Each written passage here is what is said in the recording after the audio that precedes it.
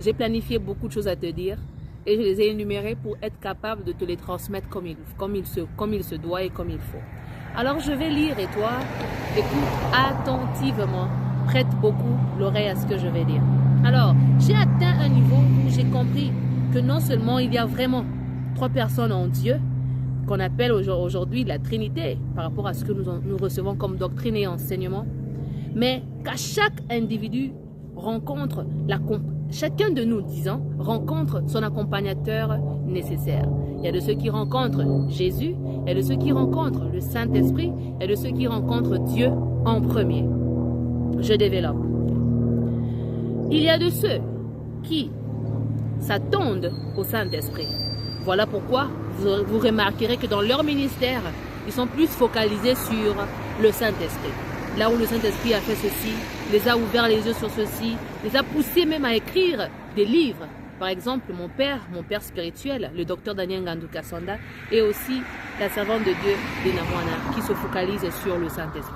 Mais il y a aussi de ceux qui ont rencontré ce qu'on appelle Dieu, qui ont eu un encounter, comme je peux le dire en anglais, avec Dieu lui-même.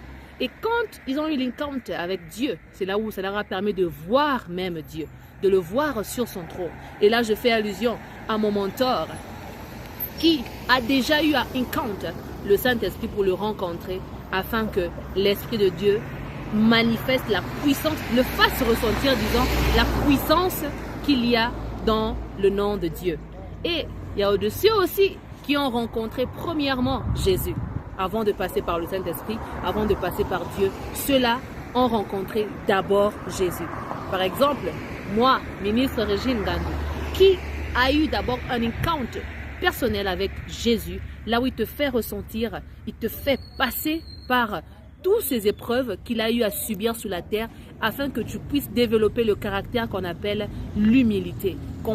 Tu traverses le caractère qu'on appelle le brisement, là où la nature de Christ non seulement s'installe en toi, mais s'imprègne en toi, devient une seconde nature en toi. Ainsi, tous les pas que tu feras reflètent réellement l'identité au maître à qui tu es attaché.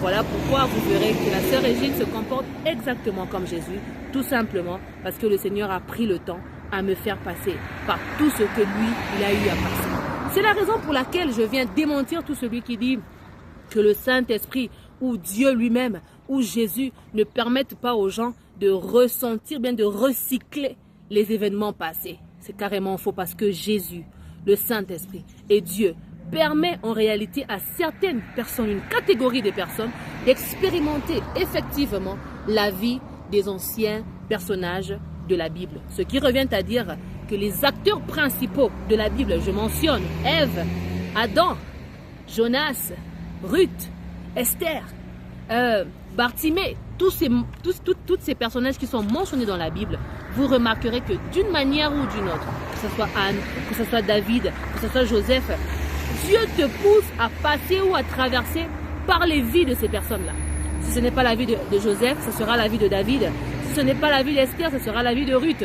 Dieu te permet de passer par les vies de ces personnages-là pour te permettre à devenir meilleur, pour que la meilleure version de toi puisse ressortir, pour que tu comprennes les décisions auxquelles ces gens-là étaient exposés et que toi-même, tu prennes des décisions concrètes par rapport aussi à ta vie. La suite. Aujourd'hui, je suis très bien placée pour comprendre la personne qui dit que avant que je puisse agir, je réfléchis à plusieurs fois. Aujourd'hui, je comprends mieux la personne qui peut me dire que avant de décider, je me rassure que là où je pose mes pieds, c'est concret pour moi. Je comprends cette personne parce que je me suis rendu compte que tout revient à un seul point. Qu'avant de parler, il faut tourner cette fois sa langue, mais aussi avant d'agir, il faut mûrement réfléchir pour que quand tu te lances, tu ne rebrousses ni chemin et que ou bien même que tu ne puisses pas te reposer des questions. Est-ce que j'ai fait le bon choix? Deux fois, lorsque le Seigneur nous délivre, on a des questionnements. On peut avoir déjà été transformé, renouvelé même par l'Esprit. Mais il y arrive un temps dans la vie là où tu te poses la question, Seigneur, est-ce que réellement j'ai fait le bon choix? Est-ce que réellement te suivre était la meilleure des solutions? Parce que au fur et à mesure que je suis en train d'avancer avec toi, je me rends compte que je suis dépouillé. J'ai perdu quelque chose. Ma zone de confort, c'est une zone. Ma zone de confort m'a lâché. Et là, Je suis dans l'incertitude, dans le déséquilibre total. Et c'est là où les gens, souvent, se décident que, au lieu de continuer la course avec Jésus, avec rien, je décide de retourner, rebrousser chemin sur mes anciennes habitudes, parce qu'au moins là-bas, je me sentais confortable. Et le Seigneur nous appelle à arrêter, à poser, à comprendre que cette confortabilité que nous avions eue hier ne nous correspond pas, parce qu'il a prévu beaucoup mieux pour nous devant. Alors avançons sans arrêt. Et je me demande, comment vais-je payer le loyer? Comment vais-je manger? Comment vais-je faire ceci? Comment vais-je faire cela? Et c'est là où tu poses. Non, je retourne, je rentre dans mes anciennes habitudes, à ma zone de confort, là où j'étais stable, là où il y avait beaucoup de certitude pour moi. Et Dieu te dit, non, stop, continue la marche, parce qu'il y a meilleur à venir. Il y a de l'avenir à celui qui regarde plus loin à la montagne. Depuis déjà un moment, je me suis rendu compte que les moments les plus difficiles, les moments de dépouillement, les moments d'humiliation forment en temps réel le fondement même de la vie d'un enfant de Dieu. Dans le sens où, lorsque tu es heureux, lorsque tu passes des moments très heureux, souvent tu n'es pas exposé à des décisions concrètes. Mais lorsque tu passes par des vents impétueux, quand tu passes par ce qu'on appelle les storms, c'est là où tu te rends compte que Dieu place devant toi des décisions concrètes. Là où tu dois prendre des décisions concrètes, sous l'effet de la douleur. Parce que la douleur vient percer ton cœur, vient percer ton âme, vient percer ton intérieur pour que tu puisses enfin ressortir les meilleures choses, les meilleures décisions, les meilleurs fruits qui somnolaient au-dedans de toi.